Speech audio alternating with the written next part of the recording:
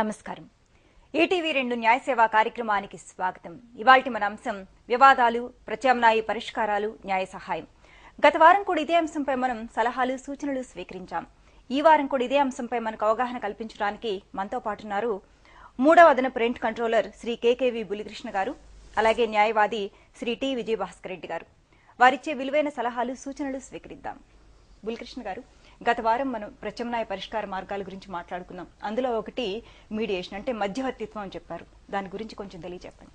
మధ్యవర్తిత్వం గురించి చెప్పడానికి ముందుగా ఈరోజు అందరికీ ఒక విషయం తెలియజేయాలి. ఈరోజు స్టేట్ లీగల్ సర్వీస్ అథారిటీ వాళ్ళు హైదరాబాద్ మీడియేషన్ సెంటర్ని ప్రారంభిస్తున్నారు. భారత సర్వోన్నత న్యాయస్థానం ప్రధాన న్యాయమూర్తి గారు ఈ రోజున ప్రారంభిస్తారు. ప్రత్యామ్నాయ పరిష్కారంగా మీడియేషన్ ద్వారా అత్యధిక కేసులు ఈ మీడియేషన్ సెంటర్ ద్వారా పరిష్కారం కావాలని మనం ఆకాంక్షిద్దాం. అలాగే మధ్యవర్తిత్వం గురించి చెప్పవలసి వచ్చినప్పుడు కేసులు కోర్టులో పెండింగ్లో ఉన్నవి ఈ మీడియేషన్ సెంటర్కి మనం కనుక రెఫర్ చేసినప్పుడు అక్కడ ఉన్నటువంటి శిక్షణ పొందినటువంటి మధ్యవర్తి గారు ఇరుపక్షాలని కూర్చోబెట్టి వారిని సమస్య యొక్క మూలాలను గుర్తించి వారి యొక్క సామరస్యపూర్వక వాతావరణంలో వారు ఒక అంగీకారపూర్వకంగా ఒక ఒప్పందానికి వచ్చేటట్టుగా ఇక్కడ మీడియేటర్ కృషి చేస్తారు. అక్కడ మీడియేటర్ దగ్గర చెప్పినటువంటి విషయాలు ఇన్ కేసు ఆ మీడియేటర్ గారి ముందు కేసు పరిష్కారం కాకపోయినప్పటికీ కూడా అవి కోర్టు పరిగణలోకి తీసుకోదు.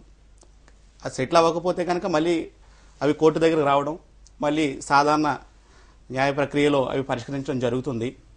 మీడియేటర్ గారి దగ్గర పరిష్కారం అయితే అక్కడ ఏవైతే టర్మ్స్ అండ్ కండిషన్స్ ఉన్నాయో అవన్నీ కూడా మళ్ళీ కోర్టుకు రావడం, వారు అంగీకారపూర్వకంగా ఏమైతే వాళ్ళు ఒప్పందం కుదుర్చుకున్నారో దాని ప్రకారం కోర్టు ఉత్తర్వులు జారీ చేయడం జరుగుతుంది. ఈ విధంగా మధ్యవర్తిత్వం జరిగి కేసు పరిష్కారం అయితే దాని మీద ఏ విధమైన అప్పీలు ఉండదు. ఈ విధంగా మధ్యవర్తిత్వం యొక్క ప్రక్రియ ఉంటుంది. ఓకే అండి, ఒకళ్ళు రెడీగా ఉన్నారండి. Hello, madam. నమస్తే అండి. నా పేరు తాతారమ్మ, విశాఖపట్నం నుంచి మాట్లాడుతున్నాను. చెప్పండి. నేను నాకు 1966లో మా నాన్నగారు వీలునామా త్రూగా నాకు ప్రాపర్టీ వచ్చిందమ్మా. ఓకే. అయితే నేను 95లో అందులో పోర్షన్ నేను సేల్ చేశాను. అది బాగా మాకు కావాల్సిన ఫ్రెండ్, చిన్నప్పటి నుంచి భార్య స్నేహితుడికి. అయితే ఆ టైంలో అయితే నాకు ఒక 90,000 నాకు బ్యాలెన్స్ పెట్టేది నేను రిజిస్ట్రేషన్ చేయించాను. ఓకే. చేసిన అన్న అయిపోయింది. ఇప్పటికి 18 సంవత్సరాలు అయిపోయింది. ఆయన పేరు నేను రిజిస్ట్రేషన్ గట్రా ఏం చేయించుకోలేదు. నాకేంటి విత్ ఇన్ 1 year లో మళ్ళీ నాకేం చెప్పారంటే, నేను మరి ఇది తట్టుకోలేను, డబ్బు ఇవ్వలేను, నువ్వే నాకు ఇచ్చేసి, మా పిల్లలు కూడా ఇంజనీరింగ్ చదువుతారు, నాకు నువ్వే రిటర్న్ అమౌంట్ నాకు ఇచ్చేసి నువ్వు మళ్ళీ నువ్వు ఉంచేసుకొని నాకు చెప్పారు. ఓకే. అయితే నేను సేమ్ అమౌంట్ ఏంటంటే మళ్ళీ చెక్కుల రూపంలో, అయితే అతనికి వాళ్ళ భార్య పేరుని కొన్నాడు అనమాట ప్రాపర్టీ. ఈ చెక్కులు ఏంటంటే అతని పేరు నేను ఇచ్చానమ్మా. మొత్తం 2,20,000కి చెక్కులు ఇచ్చాను. 80,000 మైనస్ చేసుకుని, అయితే 3 లక్షలు ట్రాన్సాక్షన్ అనమాట. అయితే ఇప్పుడు ఏంటంటే ఇప్పుడు 18 సంవత్సరాలు అంతా అయిపోయింది. నేను రిజిస్ట్రేషన్ చేయవా, నాకు అంటే బాబు పేరుని నేను ఏదో చేసేంత వరకు మరి అయిపోయింది. బాబు పేరుని రిజిస్ట్రేషన్ చేద్దాం, లోన్ తీసుకుని కొంచెం అప్పులు తీర్చుకుందాం లెక్కలో నేను అతనికి కబురు పెట్టానమ్మా. పెడితే లేదు, 1 లక్ష రూపాయలు ఇయ్యి, లేకపోతే నీ ఇష్టం నువ్వు ఏం చేసుకుని చేసుకో లెక్కలో మాట్లాడుతున్నాను. ట్యాక్స్లు మొత్తం నా పేరు ఉన్నాయి. ఇంటి నా పొజిషన్ లో ఉంది, నేనే అద్దెలకు ఇచ్చుకున్నాను, అద్దెలు నేనే కలెక్ట్ చేసుకున్నాను. అతను ఎవరో కూడా ఇక్కడ తెలియదు అనమాట.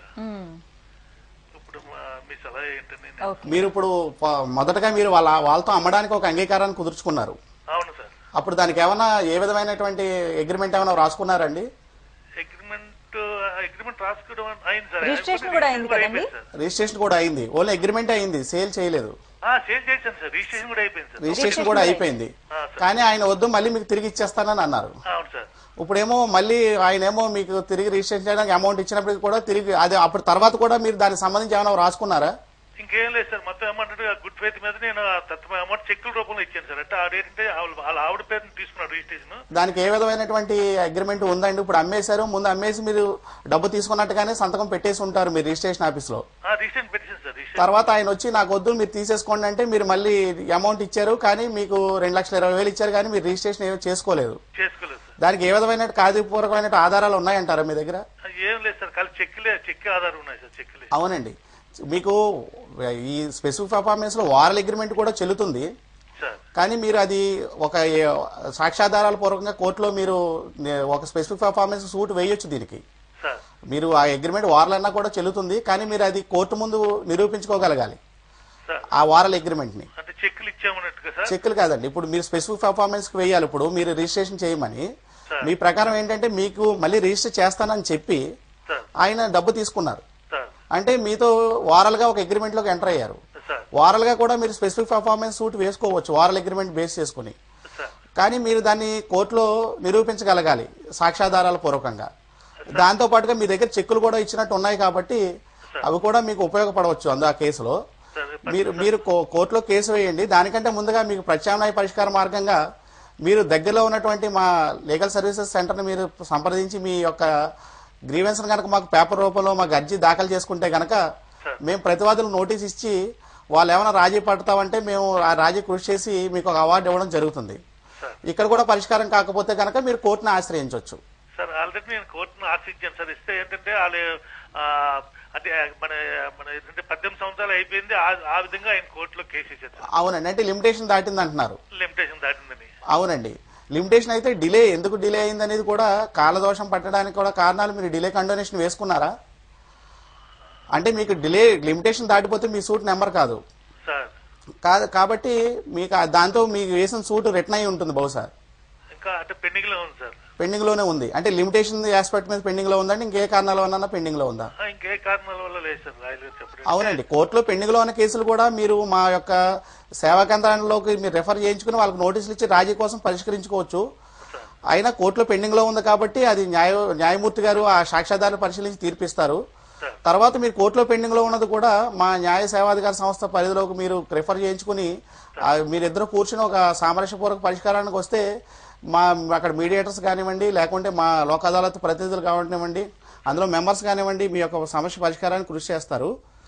మీరు అక్కడ ఒకసారి మా సర్వీస్ కేంద్రాన్ని సంప్రదించండి. ఓకే అండి, మరో కాల్ తీసుకుందాం అండి. హలో నమస్తే అండి, ఎక్కడి నుంచి మాట్లాడుతున్నారు? పేరు చెప్పండి. సుబ్రహ్మణ్యం అండి. చెప్పండి సుబ్రహ్మణ్యం గారు. మేడం, నేను న్యాయ సలహా కోసం సార్ ఫోన్ చేశాను. మాట్లాడండి. నన్ను 2009 లో ఎటువంటి ఇది లేకుండా డ్యూటీ చేస్తారా మేడం కంపెనీలోంచి, ప్రైవేట్ కంపెనీలోంచి. అయితే నేను కోర్టుకి వెళ్ళాను. అయితే నాకు వీళ్ళు ఫస్ట్ ఏంటంటే అపాయింట్మెంట్ వస్తాను అనమాట. ఓకే, వస్తారుగా 3 years పనిచేసిన తర్వాత నాకు అపాయింట్మెంట్ వాడు స్టాప్ అని చెప్పి ఇచ్చారు. కానీ స్టాప్ అని చెప్పి ఇచ్చారు, కానీ నేను చేసేది యాజ్ వర్క్ మ్యాన్ వర్క్ చేస్తున్నాను. అయితే వీళ్ళు సడన్ గా 2009 లో అమెరికాలో ఆర్థిక మాన్యం అయితే అని చెప్పేసి నాకు ఎదురు నోటీస్ ఇచ్చేసి నాకు ఎలాంటి డొమెస్టిక్ ఎంక్వైరీ లేకుండా డ్యూటీ చేశారు. అయితే దీని మీద కోర్టుకి వెళ్ళాను మేడం. అయితే కోర్టులో నేను కేసు నడుస్తుంది. నా దగ్గర కొన్ని ఎగ్జిబిట్స్ ఉన్నాయి మేడం, ఇంకా ఇంపార్టెంట్ ఎగ్జిబిట్స్ ఉన్నాయి. అవి మాత్రం మా అడ్వకేట్ మర్చిపోయాడో పొరపాటు చేసాడు, మొత్తానికి ఆ ఎగ్జిబిట్స్ కోర్టులో సబ్మిట్ చేయలేదు. అయితే నాకు ఆ ఎగ్జిబిట్స్ సబ్మిట్ చేస్తేనే నా కేసు బాగుంటుంది. దీని మీద ఇప్పుడేమో వాళ్ళు ఫైనల్ వచ్చేసిన కేసు అని చెప్పి అంటున్నారు. ఆ ఎగ్జిబిట్స్ ఇప్పుడు వేసుకోవడానికి అవకాశం ఉంటుందా? ఇంకోటి మేడం, ఇది నాకు న్యాయ సలహా కోసం మీరు అడ్రస్ ఏదైనా ఇస్తే నేను అడ్రస్ వచ్చి కలుస్తాను. తప్పకుండా అండి. విజయభాస్కర్ రెడ్డి గారు. సుబ్రహ్మణ్యం గారు, మీరు ఎప్పుడు ఫైల్ చేశారండి కేసు? Case 2009 sir. 2009 లో లేబర్ కోర్టులో ఫైల్ చేశారు. అవునండి. అప్పుడు చేసినప్పుడు ఎగ్జిబిట్స్ మాత్రం మీరు కొన్ని ఫైల్ చేశారు, కొన్ని చేయలేదు అంటున్నారు. అవునండి. అంతే కదా? అయితే ఇప్పుడు మీ దగ్గర ఉన్నవి ఏవైతే ఉన్న ఎగ్జిబిట్స్ ఉన్నాయో ఆ ఎగ్జిబిట్స్ వేస్తే మీ కేసు ఇంకా మెరుగ్గా ఉంటుంది, అంటే ఇంకా ఇది చేయడానికి ఎక్కువగా ఇది ఉంటుంది అనేది మీ ఉద్దేశం, అంతే కదా? న్యాయం జరుగుతుంది నాకు. దీనికి మీరు రీజైండర్ వేసుకోవచ్చు. అంటే ఇది ఇప్పుడు ఏ స్టేజ్లో ఉందో అది ఇంపార్టెంట్ అండి. అయితే ఇక్కడ మనం ఇప్పుడు ఆల్రెడీ కోర్టులో ఉంది కాబట్టి ఆ ప్రక్రియ గురించి మాట్లాడటం పద్ధతి కాదు ఇక్కడ.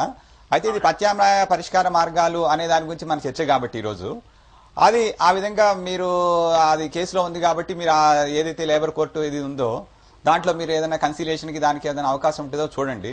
ఆ సంస్థలో కూడా కన్సిలేషన్ ఆఫీసర్ ఉంటారు. మన ఇండస్ట్రియల్ డిస్ప్యూట్ యాక్ట్ ప్రకారము ఒక cancellation officer, board of cancellation, తర్వాత ఇవన్నీ ఉన్నాయన్నమాట ప్రత్యామ్నాయ పరిష్కార మార్గాలు. దాని ద్వారా కూడా మీకు సెటిల్ అయితే త్వరగా సెటిల్ అవ్వడానికి అవకాశం ఉంటుంది. ఆ విధంగా సెటిల్ అయినప్పుడు మీరు దానికి ఏంటంటే పునఃసమీక్ష, రివిజన్కి కానీ అపీల్ కానీ అవకాశం ఉండదు. తర్వాత మీ యొక్క కేసు సామరస్యపూర్వకంగా పరిష్కారం అవుతుంది. తర్వాత మీ ఇరు పార్టీలు కూడా హ్యాపీగా ఉంటారు. తర్వాత మీ కేసు మీరైతే ఏ విధంగా అనుకున్నారో ఆ విధంగా మీరు లబ్ధి పొందడానికి, తర్వాత వారికి కూడా అనుకూలంగా ఒక మార్గానికి రావడానికి వీలవుతుంది. మీ కేసు పూర్తిగా కూడా ప్రత్యామ్నాయ పరిష్కారాల మార్గాల ద్వారా ఇది చేసుకునే అవకాశం ఉంది. ఓకే అండి. న్యాయ సేవ కార్యక్రమంలో ఇప్పుడు ఒక చిన్న విరామం.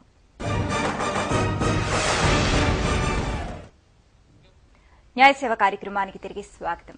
విజయభాస్కర్ రెడ్డి గారు, ఈ న్యాయ సేవా అధికార సంస్థ నుంచి కానీ లోక్ అదాలతుల నుంచి కానీ సహాయం పొందడానికి ఎవరు అర్హులు, అలాగే దీనివల్ల కలిగే ప్రయోజనం ఏంటి? చాలా మంచి ప్రశ్న వేశారండి. ఈ అనంతకోటి విశ్వంలో అనేక రకాల ప్రజలున్నారు. పేదవారు, ధనిక వర్గాల వారు, అణగారిన వారు, రకరకాల వర్గాలు ఉన్నారు. మన ఆర్టికల్ భారత రాజ్యాంగం ఆర్టికల్ 39A ప్రకారం ఈ డబ్బు లేదు కాబట్టి న్యాయాన్ని పొందలేకపోయాను అన్నది ఉండకూడదు అనే ఉద్దేశంతో మనకి ఈ న్యాయ సహాయాన్ని అందించాలి అనే ఉద్దేశంతో మన యొక్క రాజ్యాంగాన్ని సవరించడం కూడా జరిగింది. దాని ప్రకారము ఈ షెడ్యూల్డ్ క్యాస్ట్, షెడ్యూల్డ్ తెగలు, తర్వాత షెడ్యూల్డ్ కులాల వారికి ఫ్రీగా న్యాయ సహాయం అందించాలనేది చెప్పారు. తర్వాత ఏంటంటే మానవ అక్రమ రవాణా బాధితులు, తర్వాత యాచకులు, తర్వాత స్త్రీలు, పిల్లలు, మధ్యస్థిమితం లేని వాళ్ళు, తర్వాత అవిటివారు, తర్వాత సామూహిక విపత్తు మన జరిగింది చూడండి, ఇట్లా బాంబు బ్లాస్టింగ్ అట్లాంటి ఏదైనా ఒక జరిగినప్పుడు హింసాకాండ, కుల వైషమ్యాలు, తర్వాత అతివృష్టి, అనావృష్టి, భూకంపాలు, తర్వాత ఈ పారిశ్రామిక విపత్తులు, ఇట్లాంటి విపత్తులో చిక్కుకున్న వాళ్ళకి కూడా న్యాయ సహాయం ఉచితంగా అందించాలి అనేది ఒకటి. తర్వాత ఈ పారిశ్రామిక కార్మికులు, ఇండస్ట్రియల్ ఇందాక మనకు ఆలోచన అట్లా వాళ్ళందరూ కూడా ఉచితంగా న్యాయం ఇవ్వాలి అనేది. తర్వాత ఇంకొకటి ఏంటంటే ₹1,00,000 లోపు ఎవరికైతే ఆదాయం ఉంటుందో సంవత్సరానికి వారు కూడా ఈ యొక్క న్యాయ సహాయాన్ని పొందడానికి అర్హులు. తర్వాత ఈ విధంగా న్యాయ సహాయం పొందిన వాళ్ళకి, అంటే న్యాయ సహాయం అంటే ఏంటి అనే దానికి ఇది చేసినప్పుడు న్యాయాన్ని ఇవ్వడానికి ఒక అడ్వకేట్ని అపాయింట్ చేయటం ఒకటి, తర్వాత వాళ్ళకి ఉచితంగా ఒక న్యాయ సలహా ఇలా చేసుకోండి అని ఒక మార్గాన్ని చూపించడానికి అవకాశం ఉంటుంది. తర్వాత ఏంటంటే కోర్టు ఫీజు, తర్వాత కేసుకు సంబంధించి ఆ కోర్టు యొక్క ఫీజుల్ని భరించడం, అవన్నీ కూడా ఈ సంస్థే భరిస్తుంది. అలాగే ఈ జడ్జిమెంట్ కాపీలు, నకళ్ళు ఉచితంగా ఇవ్వాలి పార్టీలకి అనేది ముఖ్యంగా.